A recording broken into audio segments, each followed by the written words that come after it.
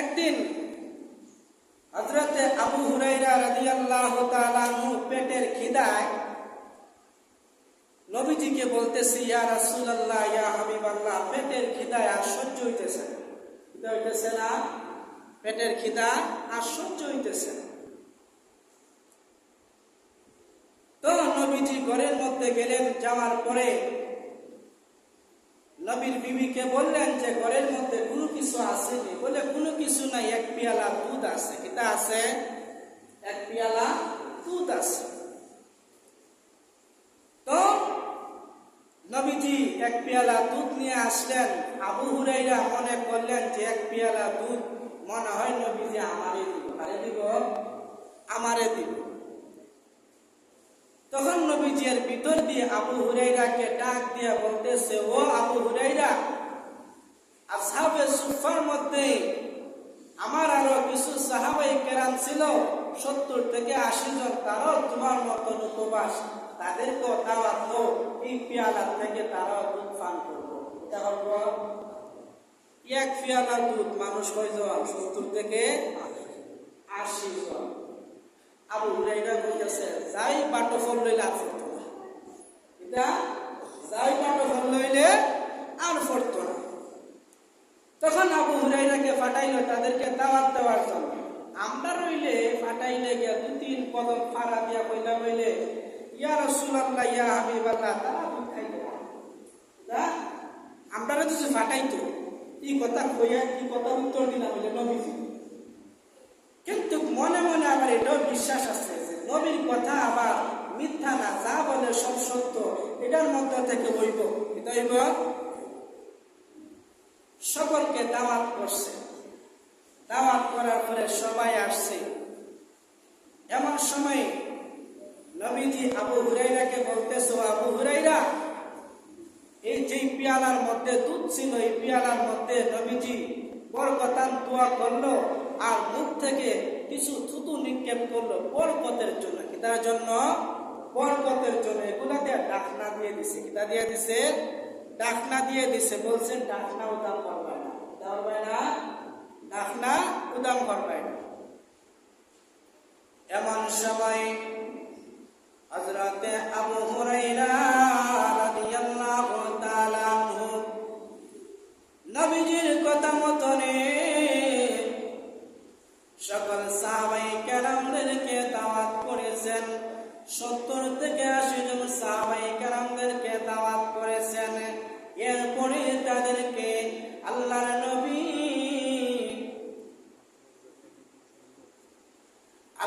নবী আবু হুরায়রাকে ডাক দিয়া বললেন, এ আবু হুরায়রা, এই যে সাহাবায়ে কেরাম এসেছে তাদেরকে বলো এই জায়গা থেকে দুধ পান করতে। চিল্লায়া বলেন সুবহানাল্লাহ। তারা একের পর এক দুধ পান করতেছে। তাদের দুধ পান করা শেষ। এবার এসেছে আবু হুরায়রার পালা। নবীজি ডাক দিয়া বলেন, ও আবু হুরায়রা, এই পেয়ালা থেকে দুধ পান করো। এই পেয়ালা থেকে দুধ পান করছে, একবার পান করছে। নবীজি বলেন আবার পান করো, আবার পান করছে। নবীজি বলেন আবার পান করো। এইরকম ভাবে 3 বার পান করছে। 3 বার পান করার মধ্য দিয়ে তার পেট ভরে গলা পর্যন্ত এসেছে। 4বার যখন নবীজি আবু হুরায়রাকে ডাক দিয়া বলল, ও আবু হুরায়রা, আবার পান করো। এমন সময় আবু হুরায়রা ডাক দিয়া বলল, না গো নবীজি, আমি আর পান করতে পারবো না। আমি যে দুধ পান করেছি আমার পেট ভরে গলা পর্যন্ত এসেছে।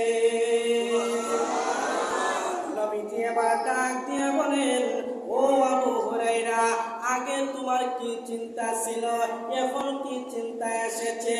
এখন যখন আবু হুরায়রাকে ডাক দিয়া বলল, ও আবু হুরায়রা, এই পেয়ালার ডাকনাটা তুমি উদাম করো। যখন ডাকনাটারে সরাইল, এমন সময় তাকাইয়া দেখে এই পেয়ালা থেকে একটু বিন্দু পরিমাণ দুধ কমে নাই। চিল্লায়া বলেন সুবহানাল্লাহ। ডাক দিয়া বলেন, ও আবু হুরায়রা, তুমি কি জানোনি পেয়ালার মধ্যে আল্লাহ তাআলা কি পরিমাণ বরকত দিয়েছেন। এমন সময় আবু হুরায়রা ডাক দিয়া বলেন, ইয়া রাসূলুল্লাহ, ইয়া হাবিবাল্লাহ, লাগো নবীজি, আমি জানি না কি পরিমাণ বরকত দিয়েছে। এমন সময় নবীজি বলেন, এই পৃথিবীর মধ্যে 18,000 মাখলুকাত আল্লাহ তাআলা সৃষ্টি করেছে। ওই 18,000 মাখলুকাতকে যদি দাওয়াত করে তারা একে একে যদি পান করিয়া যায়, এরপর এই পেয়ালা থেকে বিন্দু পরিমাণ দুধ কমবে না। তাহলে দেখেন নবীর হাতের বরকত কেমন, নবীর দুধের মধ্যে বরকত কেমন। যাই হোক, সময় হয়ে গেছে, যা কিছু বলছি, অভাব অনটন আসলে সব সময় সবুর করবেন। কি করবেন? সবুর করবেন। বিশ্বাস রাখবেন যে আল্লাহ সবসময় আমার মধ্যে অভাব দিয়া রাখবে না। অবশ্যই একদিন না একদিন অভাবে আল্লাহ তাআলা দূর করিয়া দিবেন।